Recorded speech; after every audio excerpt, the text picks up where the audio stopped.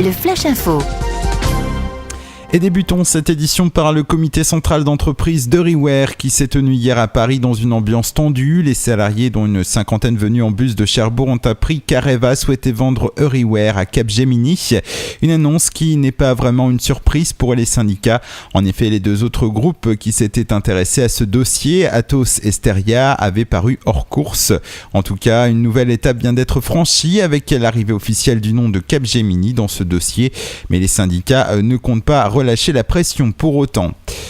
Aujourd'hui, syndicats CGT, FO Solidaire et la FSU appellent à une mobilisation contre la réforme des retraites préparée par le gouvernement. 3 manifestations auront lieu ce mardi 15 octobre dans la Manche, 2 rassemblements ce matin à 10h30 à Saint-Lô et Cherbourg. Un 3e cortège se formera en début de soirée à 18h30 dans les rues de Granville.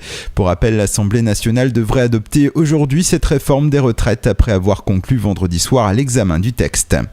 Dans la nuit de samedi à dimanche dernier, un Cherbourgeois de 21 ans a violenté sa compagne avant d'être interpellé en flagrant délit.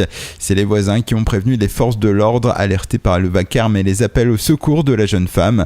Interpellé, le jeune homme a été placé en garde à vue pendant laquelle il a reconnu partiellement les faits. Il passera devant le tribunal correctionnel le 5 novembre prochain.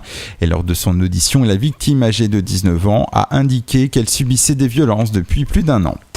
Politique, même si dans la Manche, le Front National n'obtient pas les scores qu'il enregistre dans le sud de la France. Des chiffres récents montrent que le parti de Marine Le Pen prend de l'ampleur. Avec 900 adhérents dans le département, le FN passe même devant le Parti Socialiste.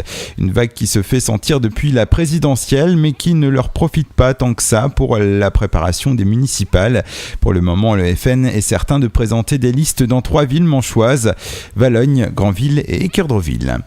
Et puis justice, Johnny Rock ne compte pas se laisser faire. Le chanteur et sosie de Johnny Hallyday a décidé de faire appel de la condamnation prononcée à son encontre la semaine dernière par le tribunal de Cherbourg. Ce dernier l'avait reconnu coupable d'avoir cumulé ses revenus avec son allocation de travailleur victime de l'amiante. Il avait écopé d'une amende de 1 000 € et devra également rembourser plus de 23 000 € à la caisse d'assurance de la santé au travail.